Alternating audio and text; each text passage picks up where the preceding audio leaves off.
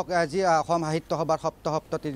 দ্বিবাৰ্ষিক অধিৱেশনক লৈ ইতিমধ্যে প্ৰস্তুতি প্ৰায় সম্পূৰ্ণ হৈ উঠিছে আৰু আজি ভট্টদেৱ ক্ষেত্ৰ আছে ভট্টদেৱ ক্ষেত্ৰৰ প্ৰায় 1100 বিঘা মাটিত এইবাৰ এই সাহিত্য সভাৰ মহা আয়োজন কৰা হৈছে। মই প্ৰথমতে পৰিৱেশটো এবাৰ দেখাই ল'ব বিচাৰিছোঁ। ভিডিঅ' জাৰ্নেলিষ্ট সঞ্জীৱ আছে, সঞ্জীৱে ইয়াৰে যি আচলতে অসম সাহিত্য সভাৰ যি 77 সংখ্যক অধিৱেশনস্থলীৰ এয়া হৈছে পৰিৱেশ আৰু ইতিমধ্যে যি তেওঁলোকৰ প্ৰস্তুতি প্ৰায় 56খনকৈ উপসমিতি আছে। প্ৰতিখন উপসমিতিৰে তেওঁলোকৰ যি নিজৰ প্ৰস্তুতি প্ৰায় সম্পূৰ্ণ কৰি তুলিছে আৰু ইতিমধ্যে যি অসম সাহিত্য সভাত গ্ৰন্থমেলাও আছে। গ্ৰন্থমেলাত প্ৰায় 250ৰো অধিক ইয়াতে গ্ৰন্থমেলাত বিপণী থাকিব, গ্ৰন্থৰ বিপণী থাকিব। তাৰোপৰি যি এইবাৰ পোনপ্ৰথমবাৰৰ বাবে সাহিত্য সভাত বাণিজ্য মেলাৰ সলনি বিজ্ঞান মেলাৰ আয়োজন কৰা হৈছে, সেয়াক লৈ এক শুভ বাৰ্তা বুলি ক'ব লাগিব ছাত্ৰ ছাত্ৰীৰ বাবে, তেওঁলোকৰ বাবে। আৰু আনহাতে যদি চাব যায় সাহিত্য সভাত খুব এক বিশাল জাপি ইয়াতে জাপিৰ প্ৰস্তুত কৰি আছে, সেয়া আমি দৃশ্য দেখুৱাইছোঁ। ইয়াৰে যি বনুৱাসকল আছে তেওঁলোকে খুব সুন্দৰকৈ এতিয়াও প্ৰস্তুত কৰি আছে। কেইবাদিনো ধৰি জাপিটো প্ৰস্তুতি তেওঁলোকে চলাই আছে, বিশাল জাপি বনাই আছে। আৰু আমি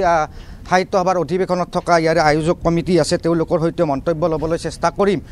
যে দাদা দেখা পাইছোঁ আমি খুব যি সাহিত্য সভাৰ অধিৱেশনত জাপিটো খুব চৰ্চা হৈছে, বিশেষকৈ বহুত বৃহৎ আকাৰত জাপিটো বনোৱা হৈছে। কিমান আকাৰ থাকিব জাপিটোত? হয়, সকলোকে আমি অসম সাহিত্য সভাৰ সপ্ততিতম দ্বিবাৰ্ষিক পাঠশালা অধিৱেশন বজালি 2025ৰ পৰা অসমৰ শিল্পী সাহিত্যিক তথা সমাজৰ বিভিন্ন স্তৰৰ লগত জড়িত থকা সমূহ ৰাইজক আমি আমাৰ অধিৱেশনলৈ স্বাগতম জনাইছোঁ আৰু সাদৰ আমন্ত্ৰণ জনাইছোঁ। আমি পাঠশালাবাসী ৰাইজে তথা বজালীবাসী ৰাইজে 1987 চনত অসম সাহিত্য সভাৰ অধিৱেশন অনুষ্ঠিত কৰিছোঁ আৰু গদ্য সাহিত্যৰ জনক ভট্টদেৱৰ নামাংকৃত এই ক্ষেত্ৰতেই পুনৰবাৰ অসম সাহিত্য সভাৰ অধিৱেশন অনুষ্ঠিত হ'ব লৈছে। আৰু ইয়াত কেইবাটাও উল্লেখযোগ্য দিশ আছে যে এই অধিৱেশনত আমাৰ গোটেই এতিয়ালৈকে আটাইতকৈ ডাঙৰ বৃহৎ জাপিটো ইয়াত নিৰ্মাণ কৰি থকা হৈছে। 87 ফুট এটা দৈৰ্ঘ্যৰ ব্যাসৰ্ধৰ এটি জাপি নিৰ্মাণ কৰিছে আৰু ৰাজ্যই নিশ্চয় এইটো চাই ভাল পাব। আৰু অসম সাহিত্য সভাৰ এই অধিৱেশনে এটা নতুন ইতিহাস গঢ়িবলৈ গৈ আছে যে ইয়াত বাণিজ্য মেলাৰ পৰিৱৰ্তে বিজ্ঞান মেলাৰ আয়োজন কৰা হৈছে আৰু এই বিজ্ঞান মেলাত বিভিন্ন আলোচনা চক্ৰ অনুষ্ঠিত হ'ব। ইয়াৰ উপৰিও আমাৰ যিটো ডিফেন্সৰ বিভাগৰ আমাৰ প্ৰতিৰক্ষা বিভাগে ইয়াত প্ৰদৰ্শনীমূলক বিভিন্ন ধৰণৰ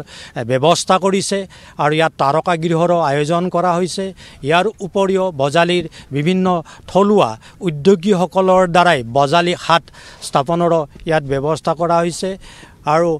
ইয়াৰ লগত সংগতি ৰাখি এই গোটেইকেইদিন 31 জানুৱাৰী, 1, 2, 3, 4 ফেব্ৰুৱাৰী তাৰিখে ইয়াৰ মঞ্চত বিভিন্ন সাংস্কৃতিক অনুষ্ঠান অনুষ্ঠিত হ'ব।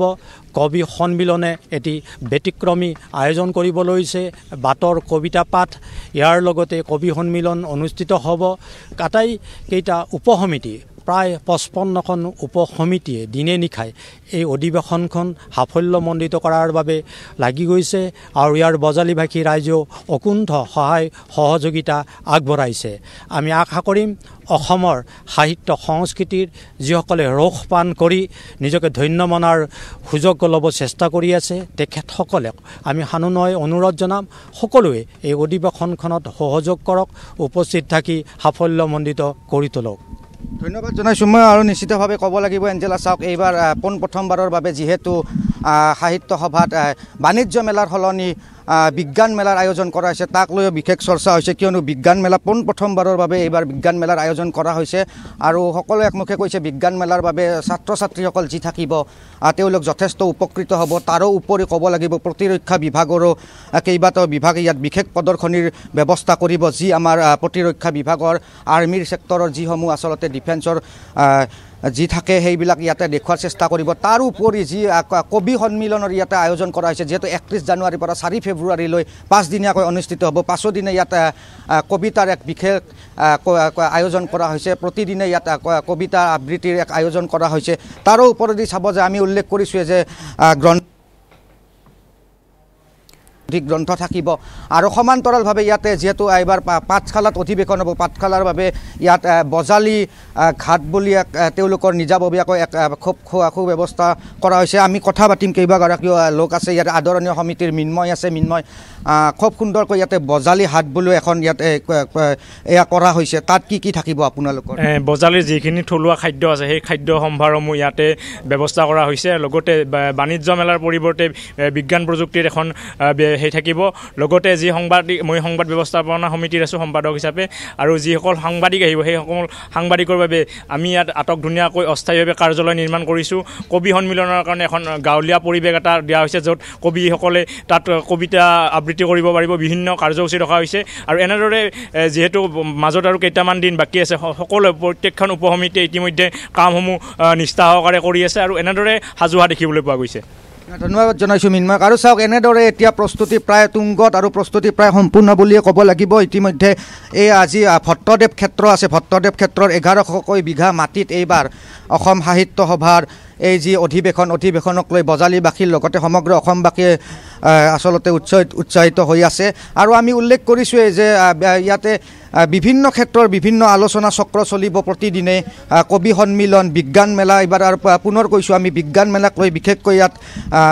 বিশেষ আয়োজন কৰা হৈছে প্ৰথমবাৰৰ বাবে সাহিত্য সভাত বিজ্ঞান মেলা আৰু প্ৰস্তুতি ইতিমধ্যে প্ৰায় সম্পূৰ্ণ বুলিয়ে ক'ব লাগিব সাহিত্য সভাৰ আমাৰ সতীৰ্থ আমাৰ ND24 বজালী সাংবাদিক গৌতম আছে গৌতমৰ পৰা কিছু কথা জানিবলৈ বিচাৰিম যিহেতু আপুনিও ইয়াতে সাহিত্য সভাৰ এইবাৰ আদৰণীয় সমিতিৰ সৈতে জড়িত আছে প্ৰস্তুতি কেনেকুৱা দেখিছে যিহেতু মাজত কেইটামান দিন আৰু 31 জানুৱাৰীৰ পৰা 4 ফেব্ৰুৱাৰীলৈ অনুষ্ঠিত হ'ব দেখিছোঁ আমি কবি সন্মিলনৰ কাৰণে বিশেষ আয়োজন কৰা হৈছে বজালী ঘাট আছে সমান্তৰালকৈ বৃহৎ আকাৰৰ জাপিক লৈ এক চৰ্চা হৈছে তাৰোপৰি প্ৰথমবাৰৰ বাবে ইয়াত সাহিত্য সভাত বাণিজ্য মেলাৰ সলনি বিজ্ঞান মেলা এটা খুব ছাত্ৰ ছাত্ৰীৰ বাবে এটা গুৰুত্বপূৰ্ণ দিশ বুলি ক'ব লাগিব তো কি ক'ব আয়োজনৰ ক্ষেত্ৰত কেনেকুৱা এতিয়ালৈ হয় যিহেতু সাহিত্য সভাৰ এই অধিৱেশনলৈ আৰু মাজত মাথো কেইটামান দিনহে বাকী আছে আদৰণীয় সমিতিয়ে যি 56খনকৈ উপসমিতি গঠন কৰি দিছিলে আটাইবোৰ উপসমিতিয়ে ইতিমধ্যে নিজৰ যি কৰিবলগীয়া কাম আছিল তেওঁলোকে ইতিমধ্যে কিছুমান তেওঁলোকৰ আৰু কৰিবলগীয়া আছে হয়তো কোনোবাৰ 10% কাম বাকী আছে কিন্তু প্ৰত্যেকেই তেওঁলোকৰ নিজৰ যিখিনি কৰণীয় আছে সকলোখিনি কৰি গৈছে আৰু ইয়াত এটা ভোজনালয় নিৰ্মাণ কৰি থকা হৈছে যি ভোজনালয়ত গোটেই কেইদিনতে আচলতে প্ৰতিনিধিসকলক খোৱাৰ ব্যৱস্থা কৰা হৈছে আৰু এবাৰতে প্ৰায় 10,000 প্ৰতিনিধিক তাত খোৱাৰ ব্যৱস্থা কৰা হৈছে আৰু প্ৰথমবাৰৰ বাবে ইয়াত হয়তো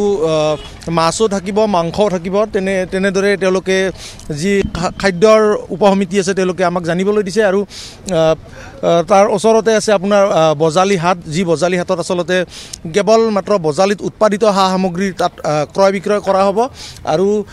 তাৰ কাষতে আছে প্ৰদৰ্শনী আৰু প্ৰদৰ্শনীৰ কাষতে থাকিব আপোনাৰ জনগোষ্ঠীয় গাঁও যি প্ৰত্যেক যি জাতি জনগোষ্ঠী আছে প্ৰত্যেকৰে তেওঁলোকৰ যিখিনি পৰম্পৰা তাত বিশেষকৈ এইবাৰ আমাৰ যি প্ৰতিৰক্ষা বিভাগ আছে বা ডিফেন্স আৰ্মি ছেক্টৰত তাতো এইবাৰ বিশেষ প্ৰদৰ্শনী কৰা হ'ব যিসমূহ আমাৰ যুদ্ধ বা বোমা বাৰুদ সেইবিলাকো প্ৰদৰ্শনী কৰিব বুলি এটা চৰ্চা চলিছে হয় যি বিজ্ঞান মেলা আছে আচলতে বিজ্ঞান মেলাতে সংযোজিত হ'ব এইখিনি ধন্যবাদ জনাইছোঁ বিক্ৰম আমি ধন্যবাদ জনাইছোঁ